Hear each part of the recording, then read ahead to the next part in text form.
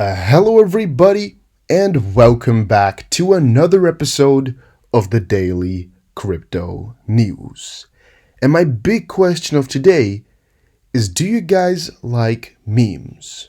Put a yes or a no in the comment section down below, and the reason I'm asking is because Elon Musk just posted on Twitter, "Where are the memes? Send in the memes."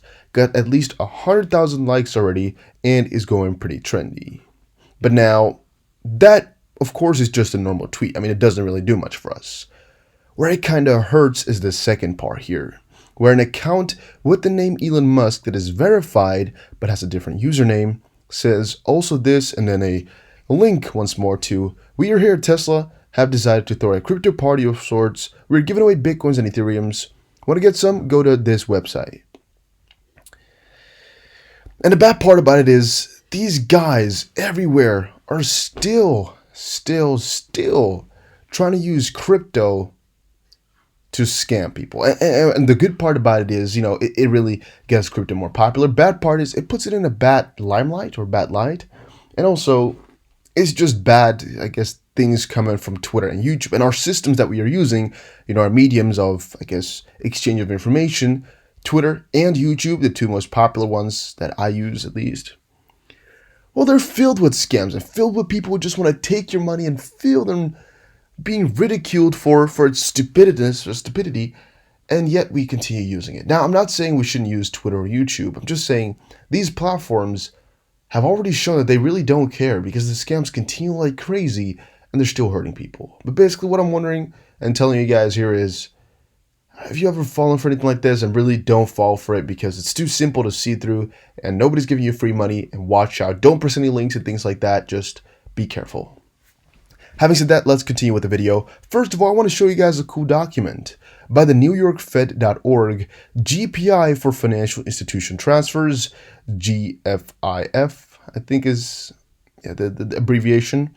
Early Adopted Program for Service V2, September 2019. You can see here GFIT is the official name actually, that's what it was. GFIT service is an optional Swift GPI service with the purpose to extend current GPI value proposition to financial institution transfers. Important thing, right? Why is it important? Well, a lot of people have been talking about it since Judy Shelton just got the pass. A lot of people have been talking about Marvin Gaye and a lot of the theories about what's his name, Anon, and a couple of those other things. And Baba Kugs, who's a popular, I guess, guy for the conspiracies and whatnot, has also said, wait, does this agreement, or does this say agreements were made in January? Well, I'll be damned. I wonder who said everything was agreed upon in January. TikTok, 2020, Baba and Riddler plus 50, XRP community experts taking big L's all day. Now, I don't really know exactly why he posted this picture now, July 22nd, when this presentation was made in 2019 September. However, you scroll down a little bit, he does have a certain point. A lot of things were agreed upon over in January of this year already. Let's scroll down, if we can see it, right here. September, confirmation participants. Then from, I guess, November till January end, agree V2 solution rulebook and specifications, and then from February on forward, implementation, then mid-July here, right now, the testing, and then mid-November, go live. That's when V2 will go live. Goal, validation of GFIT V2 specifications, and yeah, people are just really happy with all of this. But basically to, I guess, give him the thumbs up, he was right, but I just don't know really what he is referring to. But if you guys know, put it in the comment section down below, and I'm really eager to explore more about all of this. And Marvin the Martian has a good question here. Why is October missing? Good point. Maybe it wouldn't fit, so they had to make it smaller. Maybe they forgot. Maybe October is going to be something else, because here they have it.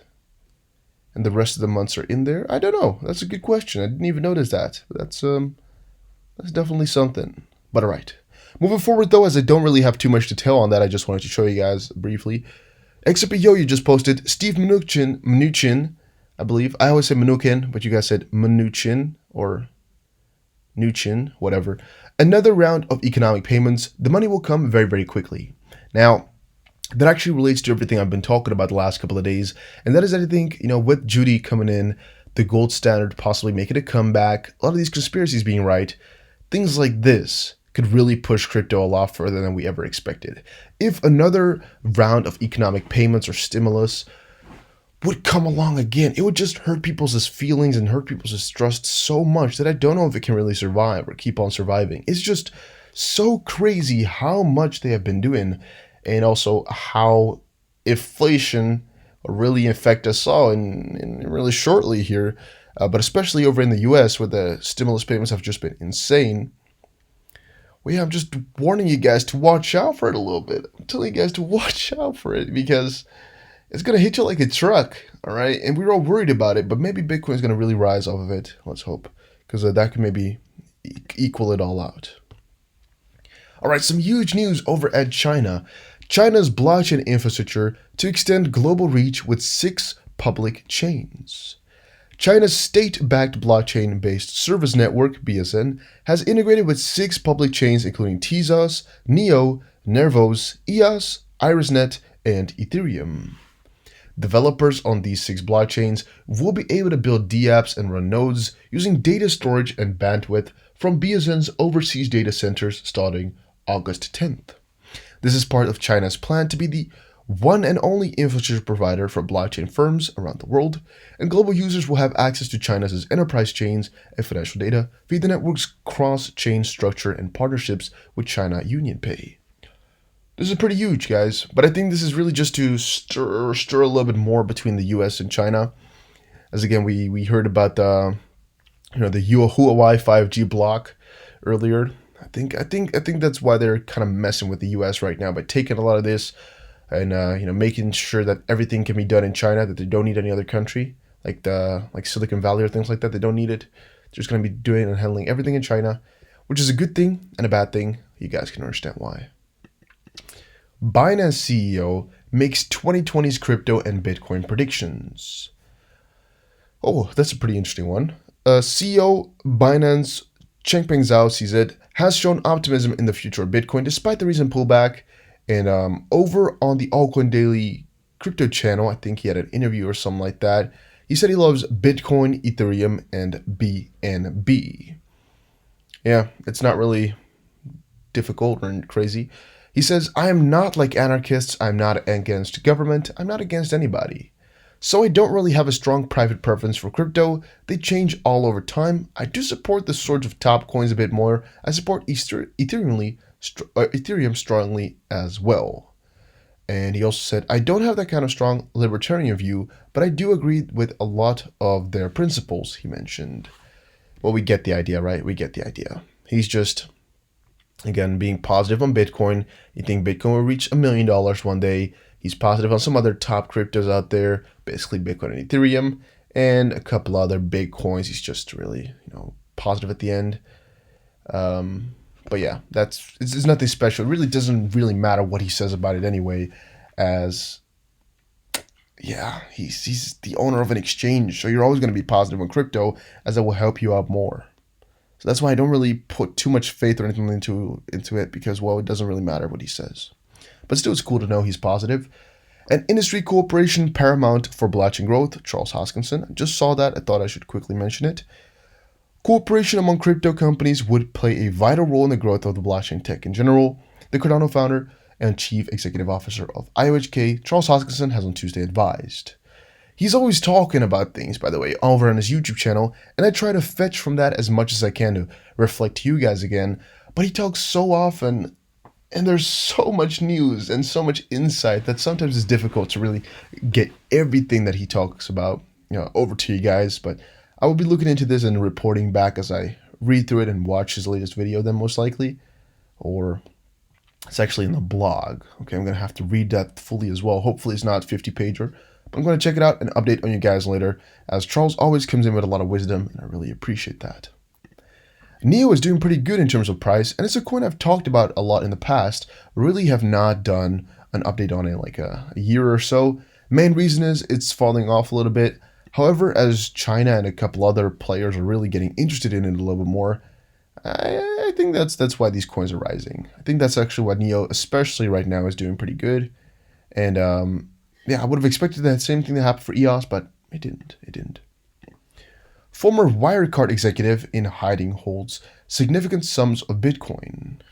Former Wirecard COO Jan Marsalek reportedly owns significant sums of Bitcoin. Marsalek went into hiding following Wirecard's reveal of $2 billion in missing funds. A WSJ report in July said Mr. Marsalek liked engaging in late-night discussions about crypto and their ability to move money without a trace, which might be a little bit of a, why so much money went missing. Just a joke, but it's fun to see he was holding any Bitcoin, as we didn't know that before. BNB could retest $19 on prospects of a new IEO. Binance CEO has tweeted on the possibility of a fresh IEO in the near future, which might do some really positive things for the price. On this beautiful Sunday, our team and I have just reviewed a few strong candidates for the next Launchpad project. It's taken a whole while since the last one, but good things are worth the wait, coming real soon. Now, I personally don't really know if it's going to be happening. BNB shouldn't really have to go up from all of that, but I believe a couple of times that it happened before. As you can see, BNB is a participation asset where you have to use BNB to buy those things. Well, BNB could be bought a little bit more, which could increase the price. And Coinsquare exchange executives to resign over wash trading scandal. Really interesting article. Canada-based crypto trading platform Coinsquare has agreed to settle with the Ontario Securities Commission after it was found senior executives told employees to make fake trades on the platform. Between Q4 2018 and Q1 2019, 90% of Coinsquare's reported volume was faked in an illegal practice known as wash trading. I mean, every exchange does that, but I guess only some get caught, which is, I guess difficult, which is difficult to, to get away from. They got caught, too bad for them, and, well, you gotta pay the consequences, I guess, right? You gotta pay the consequences. And then last but not least, I just wanted to briefly mention again, YouTube claims that it is not liable for crypto scams. So anytime you see a YouTube scam or crypto scam on YouTube, just know YouTube likes you to see that. YouTube wants you because they're paying them, and I think they're paying them a good sum as well. If you think about it, ads like that, which are really money related, they should only be put on videos that have to do with crypto, right? And maybe because of that, I think the cost is also a lot higher for them.